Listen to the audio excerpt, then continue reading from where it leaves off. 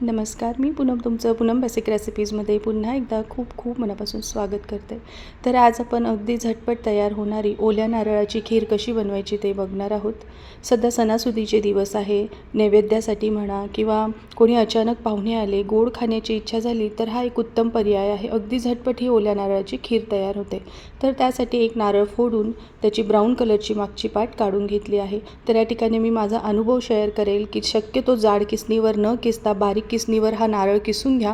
म्हणजे काय होतं की खाताना खीर छान मिळून येते. आणि दुसरी अजून महत्त्वाची टीप म्हणजे या खोबऱ्याला जी ब्राऊन कलरची पाट असते ना, ती बऱ्याचदा टणक असते, ती लवकर निघत नाही. मग अशा वेळी ना फोडलेलं नारळ फ्रीजमध्ये थोडा वेळ ठेवायचं, म्हणजे ते अगदी इझिली सहज चाकूने निघून जातं.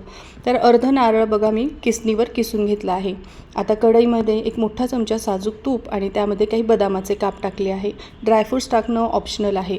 आता यामध्ये आपण जे अर्ध नारळ किसून घेतलं आहे ते सगळं टाकायचं आणि आता लो फ्लेमवर आपल्याला चांगलं 3-4 मिनटासाठी आधी हे परतवून घ्यायचं आहे. हलकासा याचा रंग बदलला पाहिजे, खूप जास्त रंग बदलू नका बघा. आता मग यामध्ये ना आपल्याला 1 पॅकेट मिल्क पावडरचं टाकायचं आहे.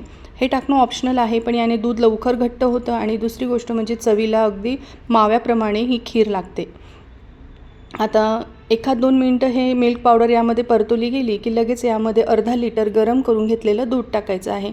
महत्त्वाची तिसरी टिप म्हणजे खीरेला नेहमी गरम दुधाचाच वापर करा, कारण बऱ्याचदा नारळामुळे दूध खराब होण्याची शक्यता असते. त्यामुळे शक्यतो मी नेहमी गरम दुधाचाच वापर करते. आता पुढील 7-8 मिनटासाठी मंद आचेवर सतत ढवळत आपल्याला ही खीर पूर्णपणे शिजवून घ्यायची आहे. किंवा तुम्ही या ठिकाणी नारळ किसून न घेताना मिक्सरवर फिरवून चांगली दूध आटलं की मग यामध्ये ओला नारळ टाकला तरीही चालेल.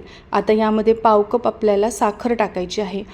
साखर टाकल्यानंतरसुद्धा आपल्याला 4-5 मिनटासाठी चांगलं याला शिजवून घ्यायचं आहे. याने काय होतं की हे दूध पण घट्ट होतं आणि छान आपली खीर चवीला लागते. सगळ्यात शेवटी यामध्ये 4 वेलदोडे अगदी बारीक कुटून मी ॲड केले आहे. तर मस्त इथे ही खीर रेडी झाली आहे. वरतून पिस्त्याचे काप टाकून मी ही सर्व करणार आहे. तुम्हीसुद्धा या पद्धतीने नक्की ट्राय करा आणि तुमचा अभिप्राय द्यायला विसरू नका. त्याचबरोबर अजूनही चॅनलला सबस्क्राईब केलं नसेल तर नक्की सबस्क्राईब करा. माझा व्हिडिओ पाहिल्याबद्दल धन्यवाद.